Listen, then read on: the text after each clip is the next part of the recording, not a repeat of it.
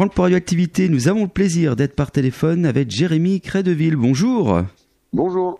Voilà, les productions La Belle Hélène présentent la tournée Montreux Comédie Festival. Cet événement aura lieu le mercredi 2 avril, tout près de chez nous, à 20h aux arènes de Metz. Et justement, c'est vous qui organisez un petit peu cette... Vous êtes l'homme orchestre, on va dire, de cet événement. C'est ça, exactement, mais sans orchestre. Enfin, j'ai un orchestre, mais il n'y a pas d'instrument. Voilà. Alors, c'est l'humour qui sera mis en valeur lors de ce rendez-vous. Exactement, bah ouais, comme c'est la tournée du Montreux Comédie Festival, c'est un gage de qualité humoristique dans toute la francophonie. C'est des vidéos que les gens regardent sur Internet, un petit peu partout en France, et le créateur de ce festival a décidé pour les 35 ans du festival d'aller justement à la rencontre de son public dans 24 zéniths à travers toute la France. Et c'est vrai que les plus grands humoristes francophones ont foulé au moins une fois cette scène. On pense à Paul Mirabel, Gad Elmaleh ou encore Élodie Pou. Et voilà, c'est vrai une bonne notoriété ce festival.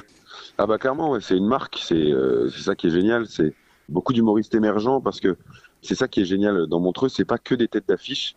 C'est tous les ans une proposition d'une dizaine d'artistes qui démarrent, qui sont déjà installés, mais qui sont pas encore connus aux yeux du grand public. Et ça sert de projecteur, ce festival. Alors c'est ça, c'est on va dire le nouveau concept, c'est que justement ce festival va bouger dans les villes un petit peu à droite. C'est ça le concept. Ouais, on fait une tournée en France. C'est une première pour ce festival, parce que d'habitude, il se déroule à Montreux ou Lausanne, donc depuis 35 ans maintenant. Et c'est très regardé en France. En fait, il y a plus de si je dis pas de bêtises, 30 millions de vues sur les sketchs proposés par Montreux. Et donc là, c'était l'occasion. Alors, comment justement se passe cette première tournée dans les différentes villes? Parce que, voilà, vous avez déjà été dans plusieurs villes, je pense que c'est bien accueilli. Ouais, non, c'est top. On est super contents. Dans chaque ville, l'accueil est incroyable. On s'est pas moqué des gens, parce que c'est pas juste un plateau d'humour où les humoristes se succèdent. Et non, il y a une vraie histoire. Il y a un gala, c'est un show. Comme vous le disiez, c'est multi-orchestre, donc il y a de la danse, il y a du chant. On a vraiment vu ça comme un gros spectacle, quoi. C'est pas juste un plateau d'humour. Alors je rappelle, à Metz, ça sera le mercredi 2 avril à 20h. Alors justement, quels humoristes on va pouvoir voir sur scène? Alors il faut prendre des notes. Ouais. On est 10. Il y a Cécile Marx, Laetitia Mempaka, il y a Yacine Nietzsche, Richard Sabac, Tristan Lucas, il y a PV, Thibaut Agoston, Gaëtan Delferrière, et puis un certain Jérémy Crédeville. Donc voilà, toute cette petite bande se retrouve pendant près de 2h30 pour un spectacle. Alors Jérémy, j'ai envie de dire, le plus dur, c'était peut-être de sélectionner quel humoriste allait faire partie de la tournée, non ? C'était pas si compliqué. Après, il y avait des critères forcément. Tous les humoristes qui sont présents sur scène ont un spectacle. Il y a Dolino que j'ai oublié dans les 10. Ils viennent des 4 coins de la francophonie. Dolino qui est justement québécois. Et il y a des Belges, des Suisses. L'idée, c'était que tous aient un sketch qui vaille la peine d'être vu et que l'humoriste soit en capacité de le jouer dans un zénith, quoi. Parce que c'est pas n'importe quelle salle, un zénith. Il faut quand même de la bouteille. Il fallait qu'il soit dispo et il fallait qu'il soit sympa en tourbus.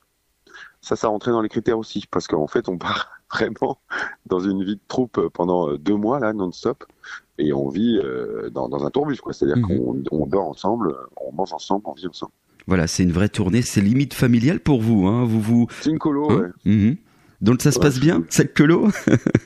Étonnamment bien. Moi, en fait, ce qui est compliqué, entre guillemets, c'est que tous ont fait des one-man shows, des one-woman shows, donc c'est du seul en scène, quoi. Et la vie de troupe, c'est autre chose. On se retrouve à 10 sur scène, c'est du partage, notre réplique va enclencher la réplique d'un autre, donc si on l'oublie, on met l'autre dans la panade. Enfin, c'est des responsabilités, tout ça, et en fait, on prend vraiment du plaisir à jouer en troupe.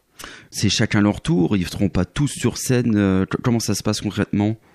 Alors, on a chacun un passage de 8 minutes, on a notre passage solo, et c'est entrecoupé d'inter-sketch, parce qu'il y a vraiment une histoire dans ce gars-là, comme je le disais, pas juste une succession d'humoristes. Donc on a des inter-sketchs à 2, à 3, à 5, à 10, qui viennent ponctuer les sketchs des autres. Et c'est vrai que c'est important à signaler, c'est que ces 10 humoristes, forcément, ce sont les pépites de demain. Voilà. Déjà, on va se faire plaisir. Voilà, ils ont un nom et je pense que d'ici quelques années, on va dire, tiens, j'étais là et je l'ai vu. Voilà. Non, mais c'est vrai.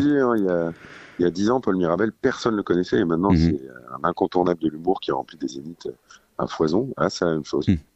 Non, il y a une mise en scène, il y a de la musique, il y a de la danse, c'est ça que je voulais dire, c'est vraiment un show en fait. Ah oui, c'est un show complet. Ça a été commandé par Grégoire Führer, qui a vu des shows justement à l'américaine où c'est écran géant, il y a de la musique, il y a de la danse. En fait, les gens, faut voir ça comme limite une comédie musicale humoristique, quoi. C'est-à-dire qu'ils en prennent plein les yeux, plein la vue, et en plus ils se marrent. Pour ceux qui ne connaîtraient peut-être pas encore ces nouveaux talents, justement, ça reste dans la même lignée de l'humour, parce qu'on sait que dans l'humour, il y a toujours plusieurs types de facettes. Ouais. Ou est-ce que ça change ou est-ce que c'est dans le même style? Ouais. Non, justement, on voulait pas 10 humoristes qui fassent la même chose. Il fallait justement 10 propositions artistiques différentes. Les gens en ont vraiment... je sais pas comment l'expliquer, mais ce qui est génial, c'est que le truc commun, c'est que ça fait rire. Et ce qui diffère, c'est que c'est 10 propositions différentes, c'est même 10 thématiques différentes et 10 manières de l'aborder différentes. Donc ça qui est chouette. Puis il y a un humour à l'anglaise, un humour belge, et là pour le coup, comme on a des Suisses, des Belges, des Canadiens et des Français, et puis des mecs et des nanas, c'est forcément changeant. Voilà, en tout cas, bravo pour cette première tournée. Je vous rappelle, la tournée Montreux Festival qui s'arrêtera le mercredi 2 avril à 20h aux arènes de Metz. Dépêchez-vous de réserver au point de vente habituel, bien évidemment, car là, comme vous l'avez signalé, on va rire, c'est vraiment un moment magique. Ouais. Je rappelle donc les productions La Belle Hélène présentent cette tournée Montreux Festival. Merci beaucoup Jérémy de votre... Merci à vous. Et à très bientôt sur Radioactivité. À très vite. Au revoir. Salut, bonne journée.